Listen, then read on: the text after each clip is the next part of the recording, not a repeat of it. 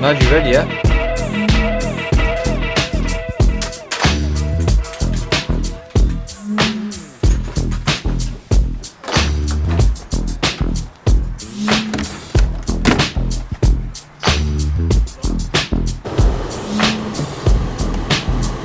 Who starts at 8 a.m? Who? No!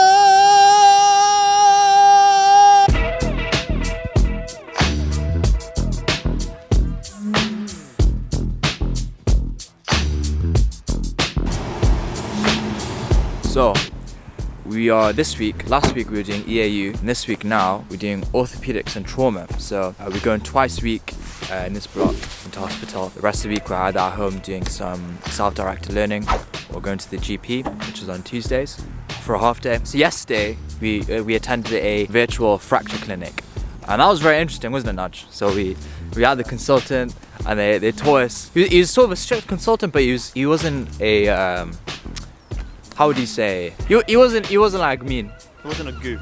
He wasn't a goop. So he actually drove us, motivated us to sort of learn what's important to me, anatomy. He told us off quite a few times. He was like, "Oh, why can't you name this bone in the body?" And we Yeah. were like, "Oh, we've never heard of that name. What's it called?" We've never been taught it, but he was like, anatomy is so important for medicine, which is so true. Yeah. We learned a lot, to be fair. Like, we learned the bones in the wrist. The other doctor taught us a mnemonic as well. So the bones in the wrist, she looks too pretty, try to catch her. So that's mnemonic for the bones in the wrist. Now, I'm being honest, Naj, yeah? Like, one time we were looking at x-ray of a foot, and he actually said, right, like, name the tarsals. So like, that gives it away that, okay, it's the foot. I was about to ask, is that the foot or the hand? You stupid. They're not. What's 9 plus 10? 21. I was so clueless. But I benefited a lot from that session. And then we went on the wards after the virtual fracture clinic, and that was really good as well. We met a really, really nice doctor who took us through basically like chest x-rays as well. Again, I was really unclear on how to interpret chest x-rays, what consolidation was, how to spot pneumonia, how to spot an abscess, what the difference was, but he was so good in teaching us that. So yeah, today we've got hopefully going into theatres if surgery isn't cancelled. We're gonna hopefully see some interesting surgery. Should be fun. Hey Naj, excited? Yep. Yeah. Any last words, Naj? So early. Oh yeah, so early. I woke up today, I was like, Okay. that's what I was like. What were you like, Naj? I woke up and then I went back to sleep. So yeah, we'll see you guys later, innit? Shout out Young Swish. There we go. Yeah. Do you want to explain what we're doing? Yo, what's up guys? So for my Naj's phone, we're about to look at a hand operation, I think? Or distal radius. Distal radius. Radius is this one. Yes, very nicely explained, Taha. So basically, there was a 15-year-old patient who had fractured a distal radius. The radial bone was shifted dorsally as well. So it wasn't an open fracture where the bone has broken the skin. It's what you see in the movies. So the surgeons had to perform a surgery called manipulation under anaesthesia, where the patient's under general anaesthetic, and they first begin by stretching the surrounding muscles, which helps to free the joint. It helps shift that displaced radial bone back into alignment. You could hear the cracking of the bones when the surgeons were pulling the patient's arm, and they could feel it as well, so that was pretty fascinating. With the aid of an x-ray, the surgeon then made an incision where he had decided to put a pin in, so a K-wire, so they used K-wires to drill into the patient's wrist, into the radial bone, to keep that radial bone in place. And these pins or K-wires stay in the patient for about 4 to 6 weeks. And then at the end of the operation, the surgeons also, as well as general anaesthesia, local anaesthetic was used as well, so they injected that to ease the post-operative pain. Pop in the back.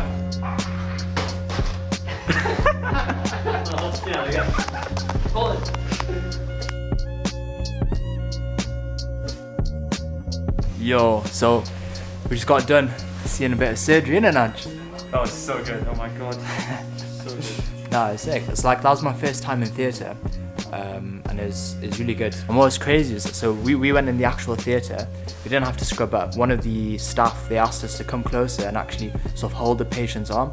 That was crazy. Just imagine the patient's under anaesthetic, they're knocked out, the complete knocked out, and like it's so weird. Like you're holding that arm and it's completely limp. Like it feels like a dead body almost, like one of the cadavers, because it's just so limp, but it's warm as well. So it's so weird. But that was really cool, and we got to see them basically make an incision, and they put pins in. I think it's called K wires. They drilled the pins in, and yeah, we got to see that. That was really cool. Interesting thing, and this is something I thought as well as soon as we walked on, is you spend 5 years studying medicine. Everyone studies the same course, but when you graduate, you can go in so many different directions, and the directions are so different. Being on the surgery, like sort of, well, basically all the theatres are, it's such a different environment to being in a GP or even being on a ward. It's so different. It just reminded me that, you know, with medicine, it's so vast that it fits every different personality. You know, a surgeon's personality is going to be so different to someone like a physician or a GP or radiologist as well. You know, so medicine really fits a lot of different personalities, and yeah, it was really cool. Oh yeah, we met a really nice. He was ST4 level, so he was sort of 4 years into training into surgery in orthopedics, and he was so nice. So he's from Canada, and he showed us how to scrub. Yeah, we got signed off for that. Yeah, he was just so chill. The surgery itself, so for the wrist fracture, only took about maybe 30 minutes, and there was no complications, so it all went fine.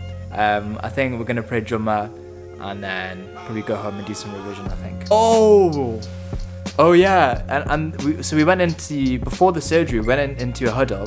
So basically where all the surgeons and all the sort of the healthcare professionals who are going to be involved in that surgery, they sort of attend that, and they look at each of the different x-rays of each different patients, and they decide basically whether that patient's gonna need surgery or not. Bro, just a room full of bosses, man, just big bosses. You know when you can just tell like someone's a don. Yeah, room full of them. And yeah. Wet dons.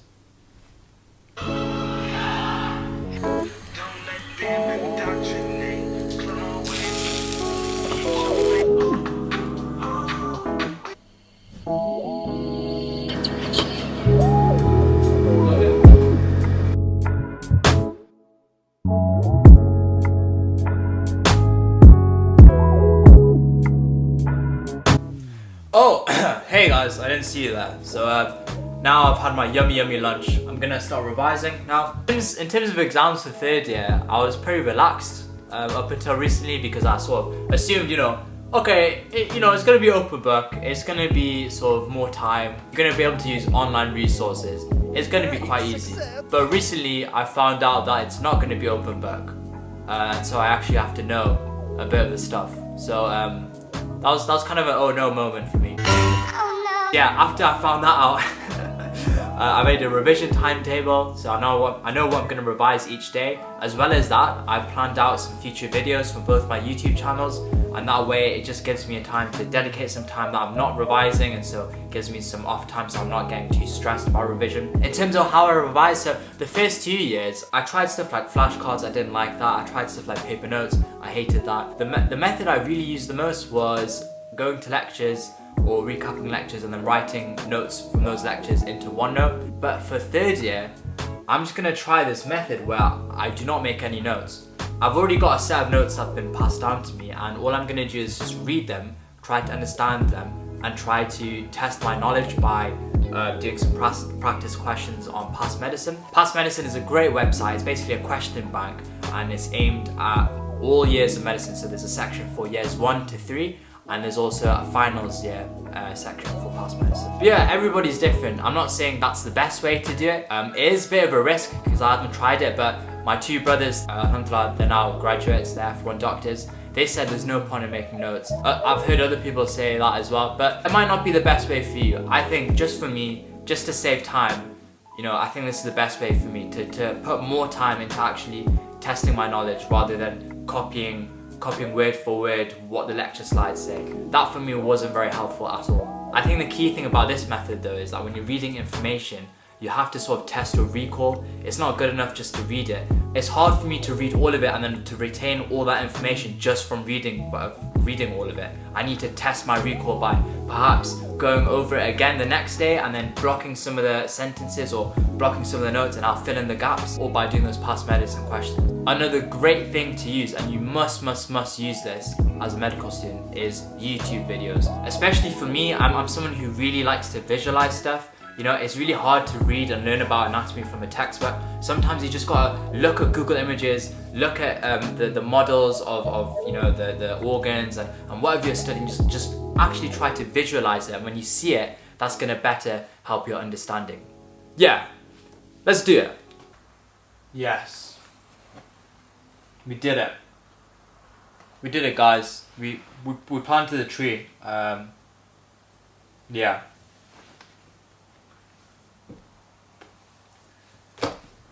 As a practicing Muslim and a university student, it can sometimes seem hard to keep the two balanced and maintain practice of your faith. Recently, in my revision timetable, I've just tried to motivate myself to read at least, 10 minutes of Quran a day. My aims are to feel more connected with God, maintain a healthy spiritual and mental well-being, improve my recitation, and also it's just sort of a nice break from work and just life as well. You just get to take a step back and just have a break from all of it and just focus on this. So it's nice.